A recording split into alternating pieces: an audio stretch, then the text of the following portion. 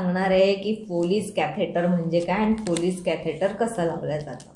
आपल्याला रूटीन प्रॅक्टिसमध्ये आपल्याला युरेथ्रामध्ये फोलिस कॅथेटर लावायला लागतं। म्हणजे अगदी भाषेमध्ये सांगायचं लघवीच्या जागेत नळी लावावी लागते लघवी ड्रेन करण्यासाठी। मग आपण त्याला ऑपरेशन प्री ऑपरेशन झाल्यावर किंवा मग काही लोकांना युरिन होत नाही लघवी होत नाही मग तशा लोकांना कॅथेटर लावायला लागतं। जनरली आपल्याला प्रत्येक सर्जरीच्या पेशंटला कॅथेटर फोलिसचं कॅथेटर लावावं लागतं। ते हे एक सिलिकॉन फोलिस कॅथेटर आहे। सिलिकॉन हे पांढरं असतं असं आणि येल्लो येतो येल्लो रबरचं ते वेगळं असतं।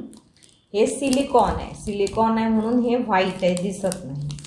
तर याला आपल्याला हाताला आधी ग्लोव्ज घालायला लागतात। ग्लोव्ह घालायची टेक्निक आणि ग्लोव्ज कसे वापरायचे हे मी तुम्हाला नेक्स्ट क्लासमध्ये सांगणार आहे। पण त्याआधी हे फोलिस कॅथेटर असतं। आपण हात स्वच्छ धुवून घेतलेले आहे सॅनिटायझरने आपण हात पुसून घेतलेले आहे। आपण प्रॉपरली ग्लोव्ज घालून घेतलेले आहे। ग्लोव्ज घालण्याचा व्हिडिओ मी तुम्हाला वेगळा करून दाखवणार आहे कारण ग्लोव्ज घालण्याची टेक्निक जी असते ती दुसरी असते। मग आपल्याला एक असिस्टंट असतो तो आपल्याला असं फोडून देतो फोलिस कॅथेटर। ठीक आहे मग आपल्याला ते असं घ्यायला लागतं। आपण असं घ्यायचं असं घेतल्यानंतर फोलिस कॅथेटर आपण हे असं घेतल्यानंतर आपल्याला ते फोलिस कॅथेटर इथून काढायचं आहे। हे फोलिस कॅथेटर आपण असं काढलेलं आहे। आता या फोलिस कॅथेटरला एक आय असतो इथे आणि त्याच्यानंतर हे दोन त्याचे भाग असतात। एका याच्यामध्ये आपल्याला युरोसॅक बॅग लावायची आहे आणि दुसऱ्या याच्यामध्ये हे डिस्टिल वॉटर जे आहे ते आपल्याला पुश करायचं आहे। समजा हा व्हजायना आहे ठीक आहे हे व्हजायनल ओरिफाइस आहे। तर नेहमी व्हजायनल ओरिफाइसच्या वर इथे क्लिटोरिस असतं आणि हे क्लिटोरिस जे असतं त्याच्या इथे युरेथ्रा असतो। त्याच्यामुळे आपल्याला हे इथे असं फोलिस कॅथेटर टाकायला लागतं। व्हजायनल ओरिफाइसच्या वर हे ओरिफाइस असतं म्हणजे ओपनिंग असतं युरेथ्राचं आणि ही क्लिटोरिस असते। ही अशी जी असते ही क्लिटोरिस असते आणि क्लिटोरिसच्या अगदी खाली इथे युरेथ्रा मिळतो। आपल्याला असं व्ही शेपेड स्लिट मिळते अशी व्ही शेप्ड स्लिट मिळते। मग तिथनं आपल्याला हे फोलिस कॅथेटर असं आतमध्ये टाकायचं आहे। पण जेव्हा तुम्ही एक जण याच्यामध्ये जर हे बलून आपल्याला डिफ्लेट करावं म्हणजे इन्फ्लेट करावं लागतं तर हे याच्यावर मार्किंग्स असतात हे लिहिलेलं असतं ह्याची कॅपॅसिटी किती आहे 30 ml आहे। पण जनरली आपण 10 ते 15 ml टाकतो कॅथेटर आपलं बलून इन्फ्लेट करायला।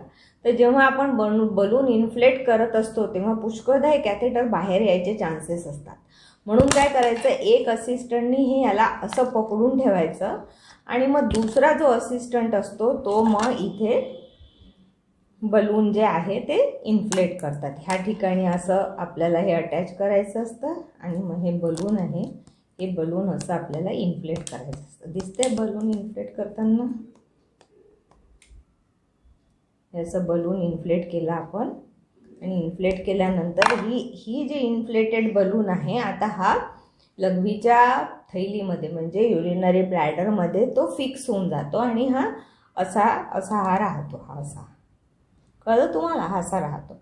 आणि याला नंतर मग तुम्हाला ही जी युरोसॅक बॅग असते युरोसॅक बॅग आपल्याला अशी काढायला लागते। असिस्टंट तुम्हाला काढून देतो। तुमचा जो पण असिस्टंट असेल तो तुम्हाला युरोसॅक बॅग अशी काढून देतो।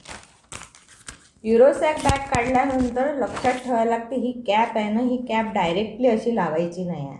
ही कॅप नेहमी काढून घ्यायची आहे आणि त्याच्यानंतर इथे अटॅच करायची आहे।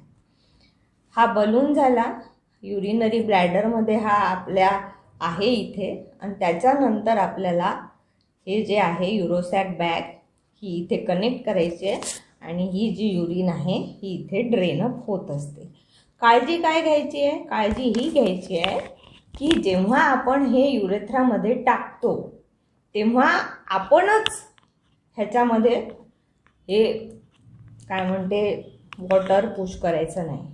असं आपल्याला ठेवायला लागणार तिथे हात आणि मग दुसरी जी असिस्टंट असते ती हे बलून आहे ना इन्फ्लेट करेल आणि डिफ्लेट करायचं असेल तर परत आपल्याला नुसतं ही सिरिंज जरी अशी आपण अटॅच केली तर ह्या सिरिंजमध्ये आपोआप वॉटर येतं आणि बलून डिफ्लेट होऊन जातं. नुसतं तुम्हाला सिरिंज अटॅच करायची, बघा आपोआप ते डिफ्लेट होत जातं. कधी कधीच तुम्हाला ते असं म्हणजे पुश करून ते सलाईन काढून घ्यायला लागते कधी कधी, किंवा मग नाही केलं तरी आपोआप ते ह्याच्यामध्ये येऊन जातं, वॉटर सगळं डिस्टिल वॉटर येऊन जातं. तर डिस्टिल वॉटरचं एम्पूल हे असं असतं है ना. तुम्हाला हे असं नीडलनी ह्याच्यातलं वॉटर घ्यायचं असतं. एअर नेहमी अशी काढून घ्यायची,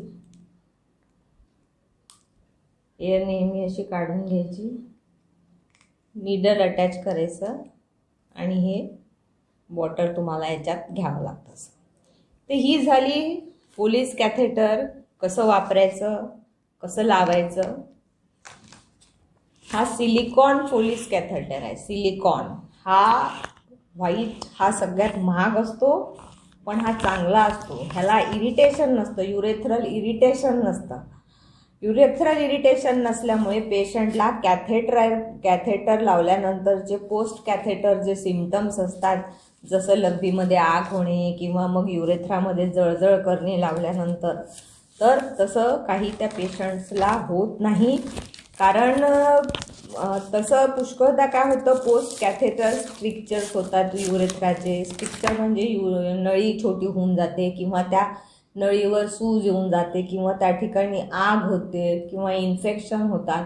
म्हणून आजकाल आपण येलो फोलिस कॅथेटरचा वापर कमी करतो आणि हे सिलिकॉन फोलिस कॅथेटर आपण जास्त वापरतो.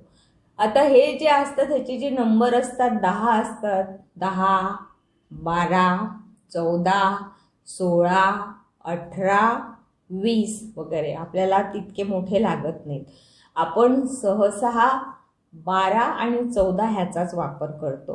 10 हे अगदी लहान मुलांना वापरतात. त्याला एक स्टिलेट असतं, एक अशी नळी म्हणजे काय म्हणतो आपण वायर असतं, त्या वायर गाईड वायर म्हणतात त्याला. ते गाईड वायर नेहमी लहान मुलांच्या जे 10 नंबरचं फोलिस कॅथेटर असतं त्याच्यात असतं. ते आपल्याला टाकल्यानंतर गाईड वायर काढून घ्यायची असते आणि नंतर फक्त महत्त्वाचं हे आहे की जेव्हा तुम्ही फोलिस कॅथेटर टाकता तुम्हीच बलून इन्फ्लेट नाही करायचं, कारण ते कधी कधी बाहेर येतं आणि युरेथ्रामध्येच बलून इन्फ्लेट होऊन जातं आणि युरेथ्राला इंजुरी होण्याचे पूर्ण चान्सेस असतात.